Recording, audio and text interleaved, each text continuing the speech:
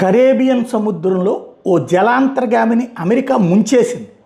సినిమాల్లో కాదు, నిజ జీవితంలో ముంచేసింది. స్వయంగా డొనాల్డ్ ట్రంపే ఈ విషయాన్ని ప్రకటించారు.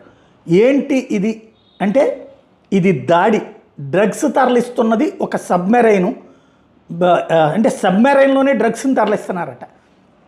అలాంటి దాన్ని మేము ధ్వంసం చేసాం, అక్రమ మార్గంలో అది అమెరికా వైపు వస్తుండగా మేము ఈ దాడి చేసాం.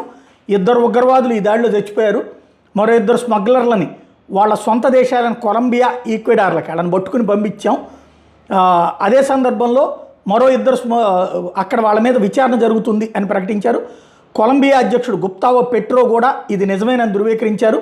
లాటిన్ అమెరికా దేశాల నుంచి డ్రగ్స్ అమెరికాకి వస్తూ ఉంటాయి, వాటిని అడ్డుకునే చర్యలో భాగంగా నిఘా పెట్టారు. అందులో భాగంగా అమెరికా భారీగా సైనిక బలగాలను కూడా మోహరించింది.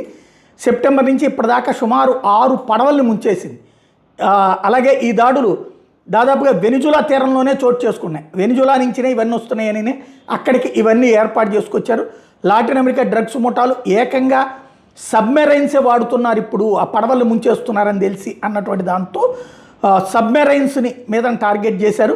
1990 నుంచి అక్కడ స్మగ్లర్లు అమెరికా భద్రతా దళాలు గస్తీలు తప్పించుకోవడానికి సబ్మెరైన్లు వాడుతున్నారన్నటువంటిది ఇంతదాకా ఉన్నటువంటిది కేవలం ప్రచారం. ఇప్పుడు వాస్తవం అని తేలింది. దాంతో అమెరికా ఓ రకంగా వెనిజులా మీద యుద్ధం కాదు, ఎవరి మీద యుద్ధం అంటే డ్రగ్స్ తయారీదారులు, డ్రగ్స్ రవాణాదారుల మీద యుద్ధం చేస్తున్నామన్నటువంటి విషయాన్ని స్పష్టం చేసింది.